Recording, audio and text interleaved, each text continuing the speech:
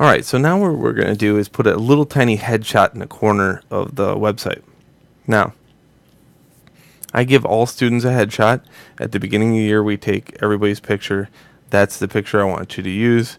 It's very high res. Later on, you can change it, but I always want, a really nice picture in there, not something you use with the photo booth crap. Okay, so usually when you take a picture with photo booth, students take this psychedelic weird thing. I want a nice headshot. Now, first thing you got to know is when I do take pictures of all the students within the classroom, they are with a resolution that is higher than most cameras. So let's look at this under image size. You'll notice that this is huge, 240 res by a width and height 13 by 9. Okay, well, on the internet, we don't want that. We want a little tiny picture. Notice how tiny this is. If I was to use this picture, what'll happen is, let's go File, Save for Web Devices. First, it's this big. Okay? So, huge, right? So, what we need to do is reduce it down. Let's go to Image Size.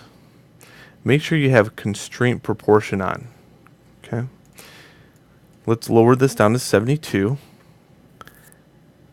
And why 72 is because 72 pixels make up a natural inch. So that's why you see most resolutions on the internet is 72 inches.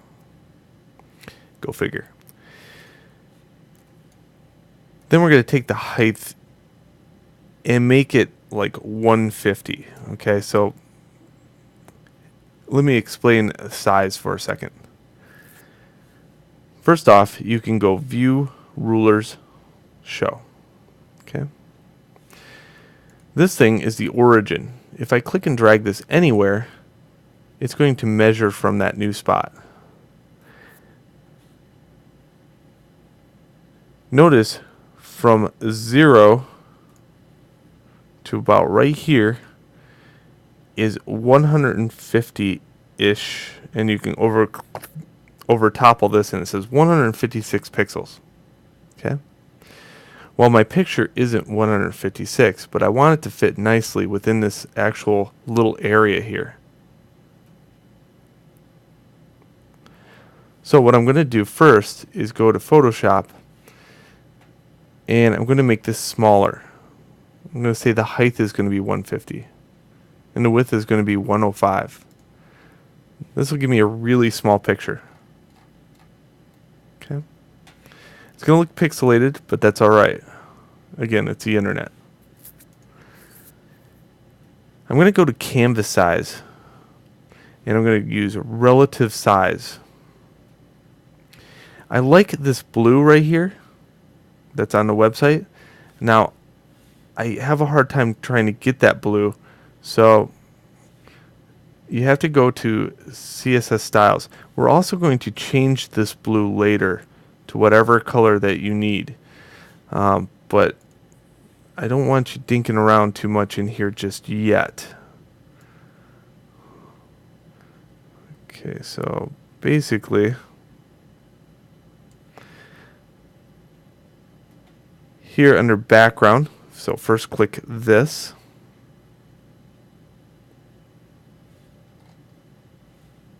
Okay.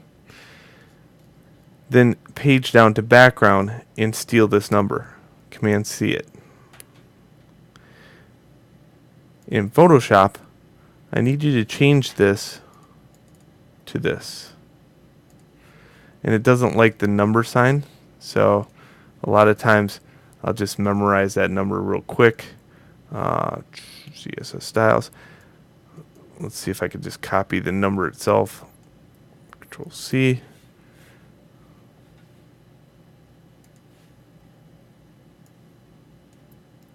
There we go. So there's that blue. Notice this blue is a little bit different than the other blue. Why is that? Well, up at the top, notice that this is 16 bits.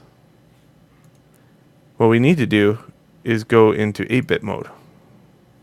And then when you choose that color,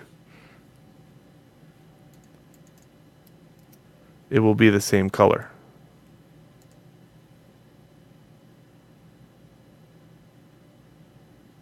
Alright, with that color there, I'm going to put it in the background.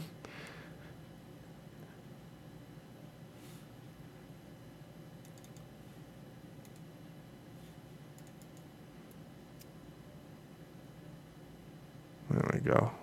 Good. That's a little bit better. Use only web colors.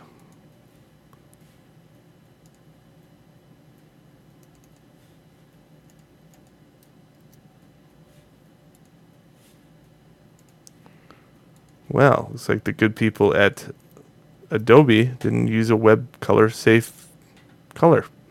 Interesting. There we go. So I changed my mind. Sorry. Now, let's go to canvas size. With that in the background, I can now go into pixels. And I want the width to be 156. Okay?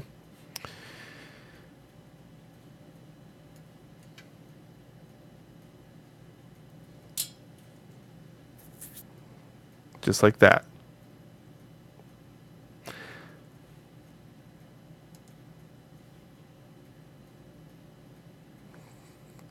Another way to get that actual color is Shift Command 4 on the Mac. You can steal this by clicking and dragging, and then going back to Photoshop, you can go File, Open, and open that new screenshot. I can now steal it from the color. Okay, notice this one's just a tad darker.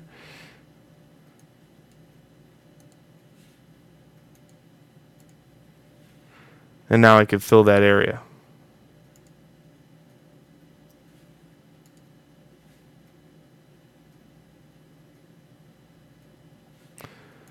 Go File, Save for web devices.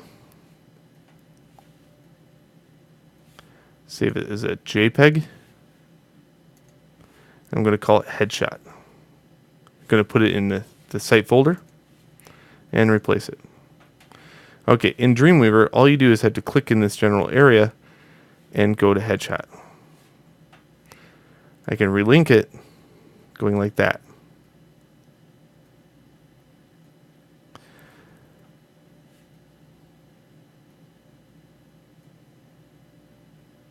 Okay.